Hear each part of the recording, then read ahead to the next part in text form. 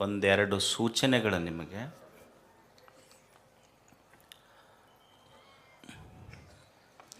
ಇದನ್ನು ವೇದಿಕೆಯಲ್ಲಿ ಹೇಳಬೇಕೋ ಹೇಳಬಾರ್ದಂತ ಭಾಳ ಅಂದ್ಕೊಂಡಿದ್ದೆ, ಆದರೆ ಹೇಳದೇ ಇದ್ದರೆ ನಡೆಯೋದಿಲ್ಲ ಅನ್ನೋದಕ್ಕೆ ಹೇಳಕತ್ತಿದ್ದು. ಕೆಲವು ದಿನಗಳ ಹಿಂದೆ ಗವಿಸಿದ್ದೇಶ್ವರನ ಹೆಸರನ್ನು ರೈಲ್ವೆ ಸ್ಟೇಷನ್ಗೆ ಇಡಬೇಕು ಅಂತ ಅದೇನು ನೀವೇನು ಪೋಸ್ಟ್ ಮಾಡೋದು, ಆ ಸಂಘಟನೆ ಕೂಡೋದು, ಈ ಸಂಘಟನೆ ಕೂಡೋದು. ನಾನೆಲ್ಲ ಭಕ್ತರಲ್ಲಿ ಹೇಳೋದಿಷ್ಟೇ, ಗವಿಸಿದ್ದಪ್ಪಜ್ಜನ ಮಠವನ್ನು ನಮ್ಮ ಆವರಣ ಬಿಟ್ಟು ಒಟ್ಟ ಬಯಲಿ ಕರ್ಕೊಂಡು ಹೋಗ್ಬೇಡ್ರಿ. ನಮಗಿದೆ ನಿಮ್ಮೆಲ್ಲಲ್ಲಿ ಕೇಳ್ಕೊಳ್ಳೋದು. ನಾನು ಎಷ್ಟಕ್ಕೆ ಸೀಮಿತ ಅದೇನು. ಇವತ್ತು ರೈಲ್ವೆ ಸ್ಟೇಷನಿಗೆ ಅಂತೀರಿ, ನಾಳೆ ವಿಶ್ವವಿದ್ಯಾಲಯಕ್ಕೆ ಅಂತೀರಿ, ಏರ್ಪೋರ್ಟಿಗೆ ಅಂತೀರಿ, ಏನು ಗುದ್ದಾಡ್ಕೊಂತ ಹೋಗೋದಿರ್ತೈತೆ ಅವ್ರ ಜೊತೆಗೆ. ಏಸು ಮಂದಿ ಸ್ಟ್ರೈಕ್ ಮಾಡೋರು ಅಲ್ಲೇ ಕುಂತಾರ. ನಿಮಗೊಂದ ಹೇಳ್ತೀನಿ ನಾನು, ಗವಿಸಿದ್ದಪ್ಪಜ್ಜ ನಿಮ್ಮೆಲ್ಲರ ಉಸಿರಿನಲ್ಲಿರುವಾಗ ಮತ್ತೊಂದಕ್ಕೆ ಅವನ ಹೆಸರು ಯಾಕಂತ. ಎಂದೂ ಇದು ಕೊನೆ, ಇನ್ಮೇಲೆ ನಾ ಯಾವ ಭಕ್ತರಿಗೆ ಈ ವಿಷಯದಲ್ಲಿ ಹೇಳೋದಿಲ್ಲ. ಎಂದೂ ಗವಿಸಿದ್ದಪ್ಪಜ್ಜನ ನಿಮ್ಮ ಭಕ್ತಿ ನನಗೆ ಗೊತ್ತೈತಿ, ಅದಕ್ಕೆ ಹೆಸರಿಡಬೇಕು, ಇದಕ್ಕೆ ಹೆಸರಿಡಬೇಕು, ಆ ಪೋಸ್ಟ್ ಮಾಡಬೇಕು, ಈ ಪೋಸ್ಟ್ ಮಾಡಬೇಕು. ನೀವು ಪೋಸ್ಟ್ ಮಾಡೋದಿಲ್ಲ, ನಮ್ಮನ್ನು ಪೋಸ್ಟ್ ಮಾಡ್ತಿರೋದ್ರಾಗಷ್ಟೆ. ಸೊ ಅದನ್ನು ಮಾಡಬೇಡ್ರಿ. ಎರಡನೇದ್ದು, ನನ್ನ ಮೇಲೆ ನಿಮಗೆ ಭಾಳ ಅಭಿಮಾನ ಇರ್ಬೋದು, ಪ್ರೀತಿ ಇರ್ಬೋದು. ಗವಿಮಠವನ್ನು ಇನ್ನೊಂದು ಮಠದ ಜೊತೆ ಹೋಲಿಸುವುದು, ಗವಿಮಠದ ಸ್ವಾಮಿಗಳನ್ನು ಇನ್ನೊಂದು ಮಠದ ಸ್ವಾಮಿಗಳ ಜೊತೆ ಹೋಲಿಸುವುದು, ಕಂಪ್ಯಾರಿಸನ್ ಮಾಡೋದು, ಅದಕ್ಕೊಂದು ಪೋಸ್ಟ್ ಹಾಕೋದು, ದಯವಿಟ್ಟು ಇದನ್ನೆಲ್ಲ ಮಾಡಬೇಡಿ. ನಾನು ತಿಳ್ಕೊಂಡಿದ್ದಿಷ್ಟೇ, ಇಡೀ ನಾಡಿನ ಎಲ್ಲ ಪೂಜ್ಯರ ಪಾದದ ಧೂಳಾಗಿ ನಾವು ಬದುಕಬೇಕಷ್ಟೆ. ಯಾರ ಜೊತೆಗೂ ಹೋಲಿಸ್ಬೇಡ್ರಿ. ಎರಡು. ಮೂರನೇದ್ದೇನೆಂದ್ರೆ, ನೀವು ಸುಮ್ಮನೆ ಕುಂದ್ರೆ ಮಂದೆಲ್ಲ ಅಜ್ಜವ್ರಿಗೆ ಆ ಪ್ರಶಸ್ತಿಗೆ ಹೆಸರು ಕೊಡ್ರಿ, ಈ ಪ್ರಶಸ್ತಿ ಕೊಡ್ರಿ ಅಂತ ಪೋಸ್ಟ್ ಮಾಡೋಕ್ಕೆ ಶುರು ಮಾಡ್ತೀರಿ.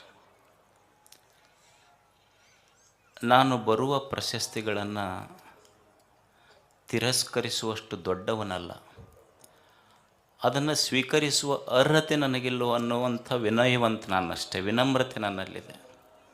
ಆ ಅರ್ಹತೆ ಬೇಕು, ಅದು ನನ್ನಲ್ಲಿಲ್ಲ. ಅದಕ್ಕಾಗಿ ನನಗೂ ದೊಡ್ಡ ಪ್ರಶಸ್ತಿ ಅಂದ್ರೆ, ನೀವೆಲ್ಲ ಪ್ರೀತಿಯಿಂದ ನಮ್ಮ ಅಜ್ಜರಂತ ನಿಮ್ಮ ಎದೆಯಾಗ ಜಾಗ ಕೊಟ್ಟಿರಲ್ಲ, ಅದು ಭಾಳ ದೊಡ್ಡ. ದಯವಿಟ್ಟು ಇನ್ನು ಮುಂದೆ ಈ ಮೂರು ಯಾರೂ ಮಾಡಬೇಡ್ರಿ. ನಮಸ್ಕಾರ ತಮಗೆಲ್ಲ.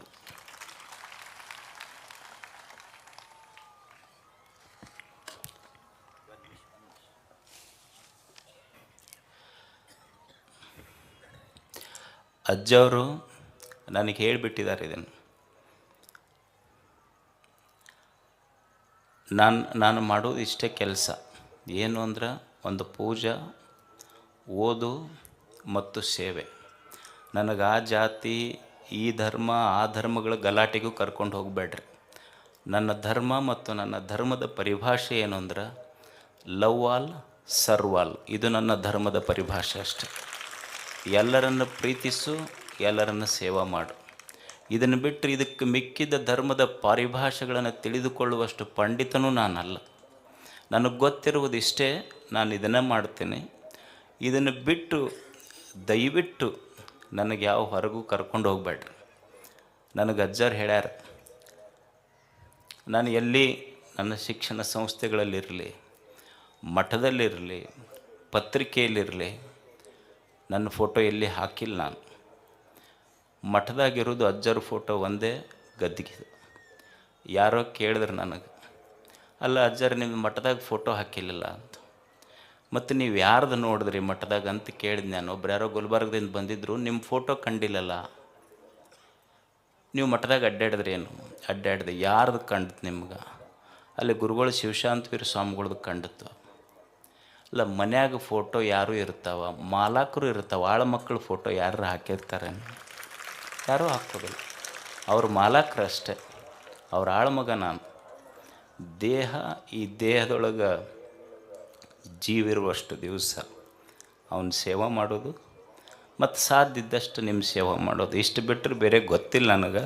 ಮತ್ತು ನನಗೆ ಎಳ್ಕೊಂಡು ಹೋಗ್ಬಿಟ್ರೆ ಒತ್ತಾಯ ಮಾಡಿ, ಅದಕ್ಕೆ ನನ್ನ ನನ್ನ ನನ್ನ ಭಾವನೆಗಳನ್ನು ನೀವು ಅರ್ಥ ಮಾಡಿಕೊಡ್ರಿ ಅಷ್ಟೆ. ಯಾಕಂದರೆ ಸಮಾಜ ಭಾಳ ಸೂಕ್ಷ್ಮವಾಗಿ ಹೋಗ್ತಾ ಇದೆ. ನನಗೆ ಹೊರಗಿನ ವಿಷಯಗಳಲ್ಲಿ ಆಸಕ್ತಿ ಇಲ್ಲ. ತಮಗೆಲ್ಲ ಧನ್ಯವಾದ.